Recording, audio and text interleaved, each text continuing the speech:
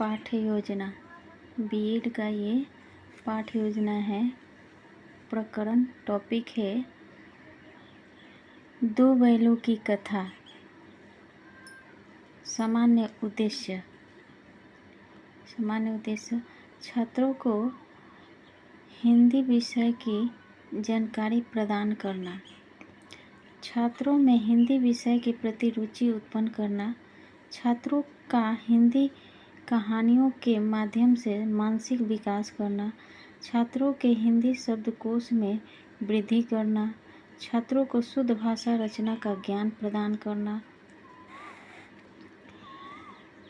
विशिष्ट उद्देश्य छात्र दो बैलों की कथा नामक कहानी से अवगत हो सकेंगे। छात्र इस कहानी के माध्यम से आपसी प्रेम को समझ सकेंगे। छात्र इस कहानी में लेखक के भाव को जान सकेंगे। चौक सहायक सामग्री चौक, डस्टर, लपेट श्याम पट्ट, चार्ट आदि।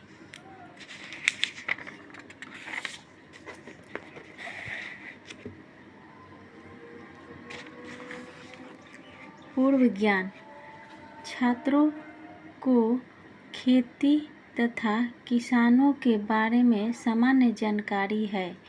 स्पष्टीकरण विधि, व्याख्यान विधि। प्रस्तावना प्रश्न।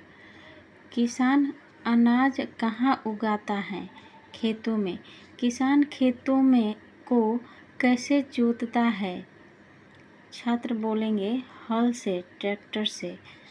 किसान को साधारणतः कौन खींचता है? छात्र बोलेंगे बैल। आपकी कक्षा में हिंदी विषय में बैल से संबंधित कहानी का नाम बताओ। दो बैलों की कथा। दो बैलों की कथा के लेखक कौन हैं? समस्यात्मक प्रश्न। उद्देश्य कथन। छात्रों, आज मैं आप लोगों को दो बैलों की कथा नामक पाठ का विस्तार पूर्वक अध्ययन कराऊंगी या कराऊंगा।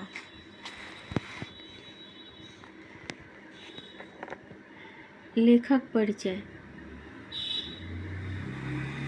लेखक का नाम मुंशी प्रेमचंद, जन्म 31 जुलाई 1880, मृत्यु 8 अक्टूबर 1936। जन्म स्थान लमही, बनारस। आदर्श वाचन। छात्र अध्यापिका पाठ का उचित लय के साथ आदर्श वाचन करेंगी। जानवरों में गधा सबसे बुद्धिहीन समझा जाता है।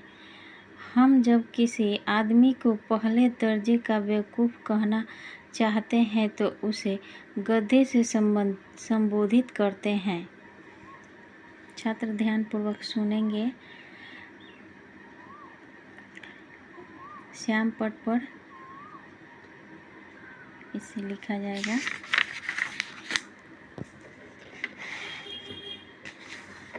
अनुकरण वाचन। छात्र अध्यापिका छात्रों को उचित आरोह अवरोह पूर्वक इस कहानी का अनुकरण वाचन का निर्देश देंगे।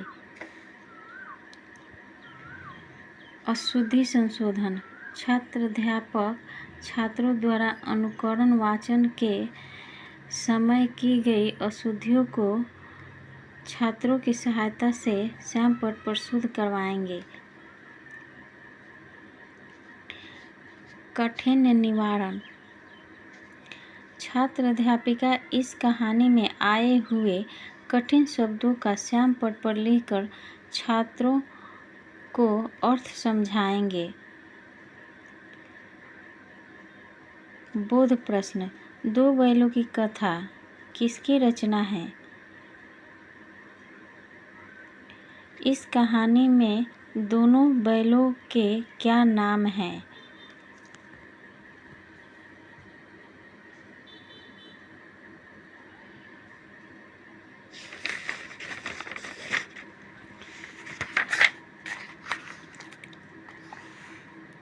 श्यामपट्ट सारांश।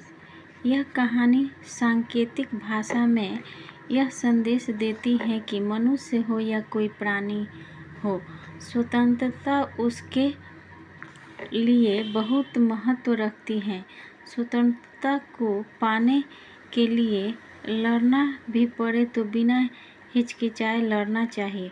जन्म के साथ ही स्वतंत्रता सबका अधिकार है। अब पुनरावृत्ति प्रश्न। मालिक द्वारा दोनों बैलों को कहाँ भेजा गया? हीरा और मोती के बीच कैसा संबंध था? गृह कार्य। छात्रों, इस कहानी के माध्यम से आपको क्या शिक्षा मिलती है? अपने शब्दों में लिख कर आना है।